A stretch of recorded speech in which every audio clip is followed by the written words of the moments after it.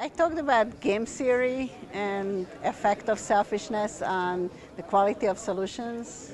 Traditionally, I have worked on optimization, and optimization we just think of arranging things like, transportations. We arrange to transport things in optimizing certain cost functions, but often in reality people participate in this and they each want to optimize their own part of the objective function.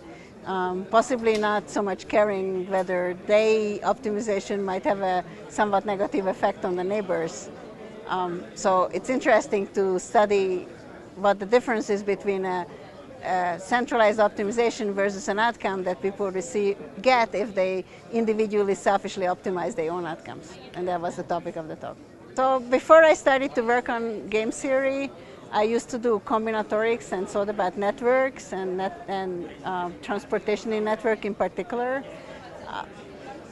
The rise of the internet and got us much more connected, and this sort of algorithmic thinking in many, many areas of especially transporting packets on the internet, but even, of course, cars, is much better modeled in this game theoretic way. So it seemed like the topic I've been studying had an aspect that, at least in our community, was largely overlooked and was a natural extension of what I wanted to study. It seemed like there are many great questions and important to answer, questions that are important to answer.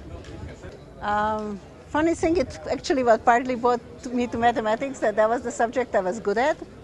And also that there are a lot of interesting things happening in the world, and mathematics often gives you a framework to obtain a deeper understanding of why these things are happening. Mathematical models offer you a reason or an understanding that often even other people just think it's surprising or coincident, but if you think about what the basic framework is in a mathematical kind of way, you understand it better, which I thought was a fascinating way to combine my interest in all kinds of things with this thing I happen to be good at, mathematical modeling and understanding mathematics.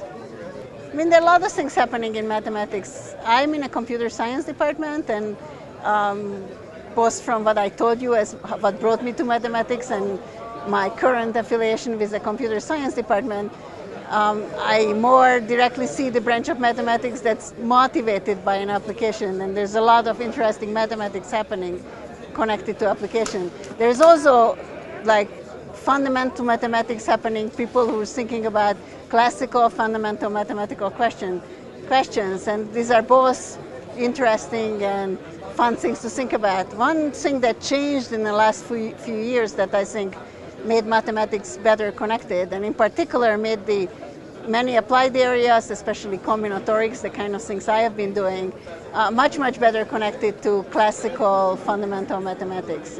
The division between applied and classical mathematicians used to be much sharper, and now many applied mathematicians have a classical angle, and classical mathematicians have an application that they know a lot about. And I think this is a fascinating change, and I hope it will continue this way.